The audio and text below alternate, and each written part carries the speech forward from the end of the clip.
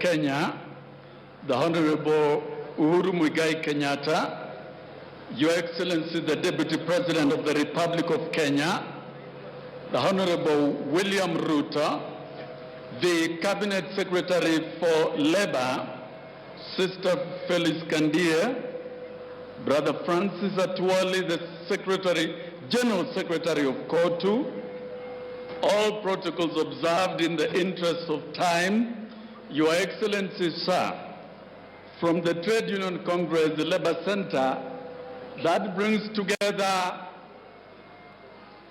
trade unions in the public service with the university's academic staff union, led by Dr. Constantine Wesonga, who is here, and the treasurer of the Trade Union Congress, Dr. Kumba, the Union of Kenya Civil Servants Union, led by Tomo Dege, the national chairman, and member of parliament-elect for Nyatika constituency, the Kenya National Union of Teachers, led by Mudhonzili Mwana Kwenderwa, the Kenya University Staff Union, led by Dr. Charles Mukwaya, the Dock Workers Union, led by Simon Sang, but represented at the board by Brother Bashir, and that forms a critical segment of the public service unions that are active in the day-to-day delivery of public service. It is therefore, Your Excellency, with great pleasure that we celebrate the 52nd anniversary of the Labor Day. It is no doubt that within that period of 52 years, Kenya has made enormous strides and has built one of the most industrious, resilient, and productive workforce as demonstrated here today. The labor movements in Kenya, led by Brother Francis Atwoli and myself, have earned international respect.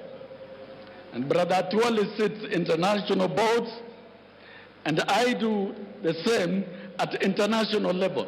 That is a manifestation that Kenya has the best workforce.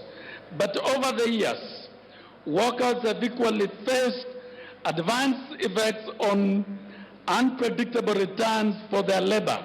Their purchasing power has been eroding year after year, while the cost of living has been rising and the balance can no longer rest.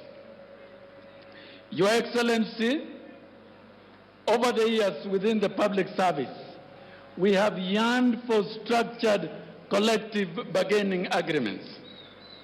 And we are happy at this point, we are closer home to signing and engaging in a structured manner with the government and with the employers. But Your Excellency,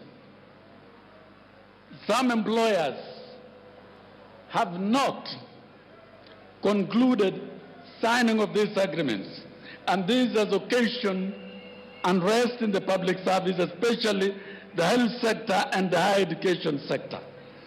We would not want to see a repeat of unrest in the public service, especially in the critical services, and we therefore appeal for the stakeholders, the Salaries and Remuneration Commission and the rest of the employers, to ensure that we conclude and sign agreements. Your Excellency, the unemployment remains a critical challenge to this country, the biggest ever. Statistics indicate that Kenya's unemployment rate currently stands at approximately 70% and 12% in 2006. According to the economic experts, sir, Kenyan youth between ages 15 to 34 years constitute more than 40%. The World Bank estimates that close to 800,000 youths, mostly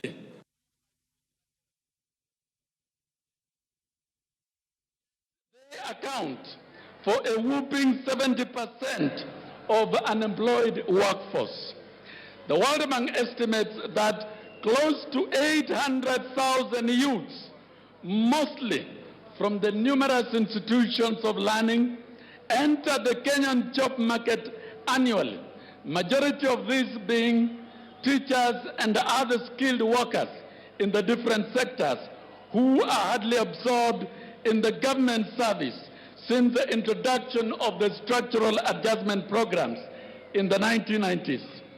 For those 3 decades, the country has been denied of one of the key factors of productive skilled labor, and inadequate employment has failed to spur economic growth, and only half of the projected growth is realized annually. Out of the 800,000, only about 700 may succeed in securing professional employment in the formal sector. This is where only 5,000 teachers are hired annually. Even more terrifying today is the recently released economic survey report. The report has painted a bleak future of job security, especially in the informal sector. News that the unemployment has dropped by a further 15% will shake the industries and lead to wanton layoffs. These trends do not occur as a natural disaster. They are caused basically by poor management of the economy and bad policy frameworks. We propose that the government at this point, after consuming the structural adjustment prescriptions for many years, lifts the freeze on employment in the public sector to accommodate skilled, trained Kenyans to boost productivity in the public sector in order to ensure attainment of sustainable development goals. Labor fixing remains an immediate urgent need. By the year 2020, in all sectors of government, to enable an environment to spur economic growth. With the current unemployment rate, Kenya needs to create about 4 million jobs for our youths by the year 2020. To make economic sense, I think this is our Labor Day, and I will finish. Sufficient health care system in this country and delivery of quality education, which are the goals of Sustainable Development Agenda, cannot be done without quality labor. And therefore, quality service delivery can only be delivered by adequate personnel. Ladies and gentlemen, like the war on Al-Shabaab, the war on unemployment must be fought with the same figure. The trade unions are the icing on the cake in all production sectors. They have a right to existence along all the social fabric, and no state can succeed without labor movements. And Your Excellency, Kenya has the best labor movements in the world. Every government has a cardinal duty to protect the tenets of good labor practices and allow them to practice freely and negotiate with the government and other employers in good faith. The courts, and you're lucky in this country, we have the Employment and Labor Relations Court, and the courts must refuse to be used by instruments of the state to deny workers oxygen and their fundamental right to social dialogue. In no part of the world do courts solve problems. In strong democracies, courts do not entertain labor cases, preferring instead to return them to the conciliation boards. To grant employers application to sack employees, as happened recently at the KPA, where 28 workers were ordered sacked, is not only being insensitive to the right of their voices. This decision will haunt the courts for a long time to come. Employment and Labor Relations Codes were created to regulate labor relations, and verdicts must protect the interest of workers. Employers ought not to appeal against rulings of the Labor Relations Court. This is why the Employment and Labor Relations Courts were established, to order the arrest and jailing of labor leaders, like it happened with the doctors, union leaders, and the rest, for choosing to stand firm on their calling and mandate on behalf of workers, is indeed a black chapter in the history of the judiciary and labor movement in this country. To slap trade unions with harsh measures meant to deny them resources to function constitutes attack on the rights of trade unions and is a violation of ILO Convention number 98.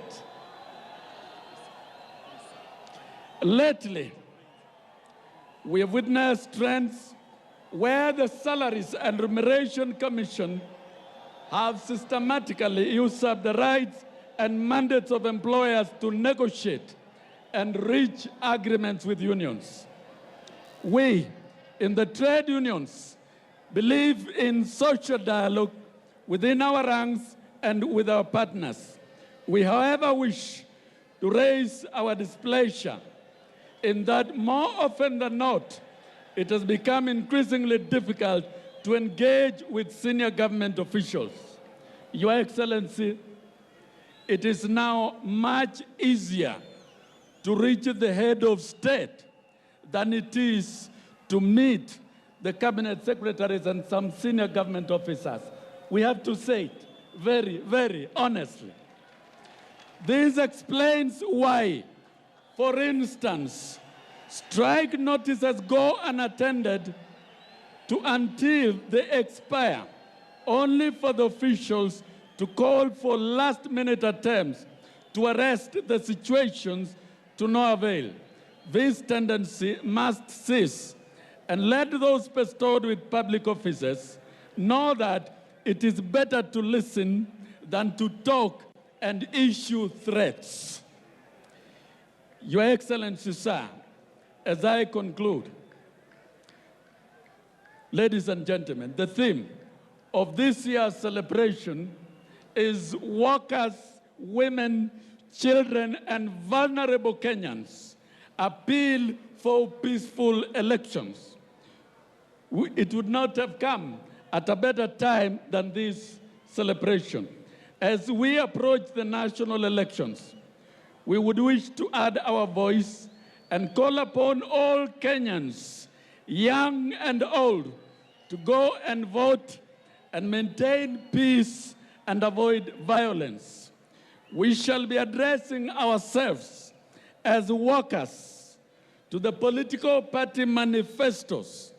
We will want to see all political parties customize the rights of workers into their manifestos. And Your Excellency, you have listened to workers so well over the years. You have personally fixed labor issues so well over the years. And we hope the workers' rights, as provided for in Section 41 of the Constitution and in the ILO conventions, shall be in page 1 of the manifesto of your party. Kenyan elections should be issue-based and not ethnic-based as outlined in Kenya Vision 2030. We would want the world to know Kenya is one proud country whose national anthem is played in all the Western capitals, such that even when our president is not visiting, our